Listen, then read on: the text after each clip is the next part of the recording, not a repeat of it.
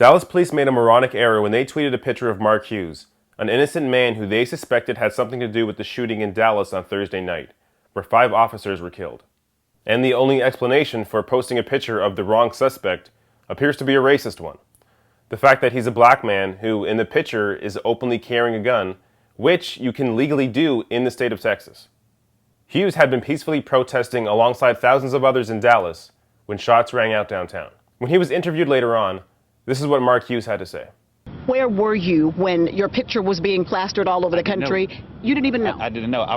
We received a phone call that my face was on there as a suspect, and immediately I flagged down a police officer. So when they started shooting, we went to the cops and asked, what could we do? How could we help them? And so the whole time we were helping cops.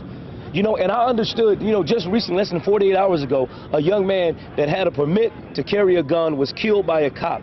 And so when they started firing, when shots started firing, I went to the cop. I approached them, and I told my brother, I said, give your gun to this cop because we don't want an accident. We don't want them to come around the corner and see you with a gun and start shooting at you. Did you get an apology? No. That's something we did. No. We asked them, we said, you know what, now y'all have my face on the national news. Are y'all going to come out and say that this young man had nothing to do with it? And not only have they not apologized, more than 12 hours later, the tweet from Dallas police with his picture still hasn't been deleted. So it remains on the accounts of over 40,000 people who retweeted the image.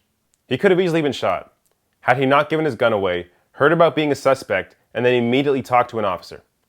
And as long as his picture remains up there, his life could still be in danger. And before we left, I turned and I asked the cop, I said, sir, are you guys, I see y'all doing interviews in front of the police station. Are you willing to go in front and tell the world these 2 young black men had nothing to do with it? And he said no, after the investigation. And I said, so God forbid, but you got 4 dead cops out there, and you may have 2 dead civilians because people think we had something to do with it, and why are you guys not willing to protect us and clear our name? And they nonchalantly had nothing to say about it.